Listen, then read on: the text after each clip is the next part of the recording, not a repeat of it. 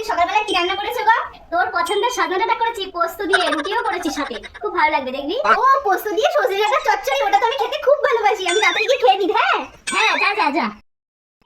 কি না খিদে পেয়েছে। ও মা, দুপুরবেলা কি রান্না করেছো গো? বাবাকে দেখলাম কত বড় বড় কাতলা মাছ নিয়ে এসেছে। তাহলে মা কাতলা মাছের কালিয়া করো। হ্যাঁ, কালিয়া খাবে কাতলা মাছের? এই দেখ সারবাটা পাতলা করে ঝোল করে দেবো, খুব উপকার, শরীর ঠান্ডা থাকে, বুঝলি?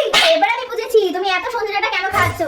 সজনে ডাঁটা খেলে শরীর ঠান্ডা থাকে, আর ফ্যান চালাতে হবে না, এসি চালাতে হবে না, কুলার চালাতে হবে না। তোমার তো বিলটা বেঁচে গেল, তাই না? বেশি বুঝে গেছিস না? বেশি বুঝবি তো কাঁচা দাবায় খাইয়ে দেবো দেখবি। মা কাতলা মাছের কালিয়াটা করো না, সজনে ডাঁটা দিয়ে কি ভালো লাগে? কাতলা মাছের কালিয়া কতদিন খাই না বলো। কাতলা মাছের কালিয়া খেতে আসছে।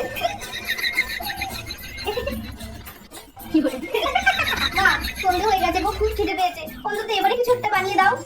কিছু খাবি? এই নে ডাটা খা, আমি খাচ্ছি দেখ। কি এখন শেষ পেয়ে কাঁদে কাঁদে ডাটা চিবাতে হবে? ভালো লাগে না।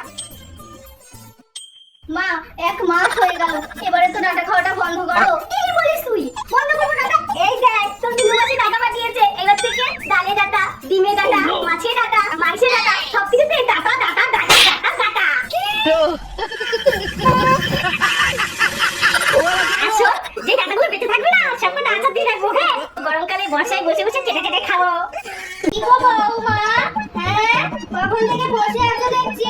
আমি যে কতগুলো আটা মেখে ফ্রিজে রেখে দিয়েছি, তুমি আবার আটা মেখেছো কেন? হ্যাঁ, আরে মা ওটা তো 15-16 দিন হয়ে গেছে আটা মেখে আপনি ফ্রিজে রেখে দিয়েছেন, কেমন কালো কালো হয়ে গেছে। ওইগুলো থেকে রুটি খাওয়া যায়? কেন খাওয়া যাবে না? হ্যাঁ, একটুখানি ভালো মতন করে মেখে নেবে, দেখবে আবার সুন্দর হবে। না না না, ওসব আটা দিয়ে রুটি খাবো না। আমি জানতুম তুমি খাবে না, এর জন্য না ওই আমি হলো তুমি যে আটাটা মেখেছিলে ওই আমি বেলে দিয়ে এসেছি, বুঝতে পারলে? আরে মা আপনি বেলচিটা কোথায় রেখেছিলেন? কেন এই পবন তলায় রেখেছিলাম। পবন তলায় রেখেছি তো কি হয়েছে? আমার পবন তলায় কি গুণ লাগানো আছে নাকি? তাই না, আমার পবন তলায় দিয়ে গন্ধ বেরোয়। ইস, এই রুটি কি করে খাবো? বেলচিটা পবন তলায় আপনি রেখে দিয়েছেন।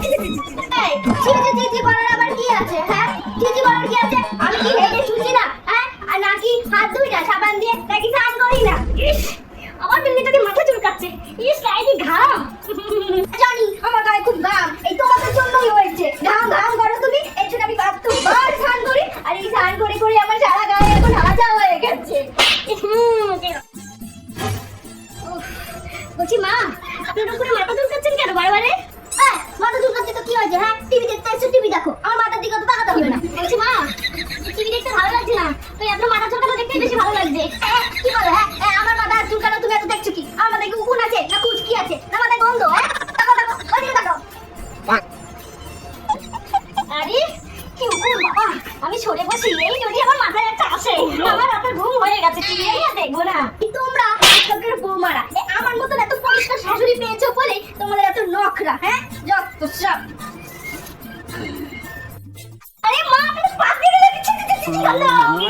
পাত দিয়েছি তো কি হয়েছে? হ্যাঁ, তোমরা কি পারো না নাকি কোনোদিন? আর পাত দিয়ে তো বাকি গন্ধ হয়ে বেরোবে, নাকি আমি খাবারে রাখি গন্ধ ফুল খাই যে সুন্দর গন্ধ বেরোবে? বোঝা কেন? আরে না, ও আপনার পাটের গন্ধ শুকাতে আমি এখানে আসিনি। আপনি বসুন, আপনি থাকুন। কে আছো? চলে আসো। ম্যাম আসলাম। ঠিক আছে এসো, তোমার ডকুমেন্টস দেখাও। এই নিন নিন নিন। হ্যাঁ, তোমার রেজাল্ট খুব ভালো আছে। রেজাল্ট তো খুব ভালোই আছে, কিন্তু তোমার ট্যালেন্ট কি দেখাও। ম্যাম আমি কিন্তু এআই এর মতন কথা বলতে পারি। ঠিক আছে বলো শুনি। আমি কই আরে আমাকে রোজ সকালে খা রে, তাহলে তোর ভালো হাগা হবে রে। থামো থামো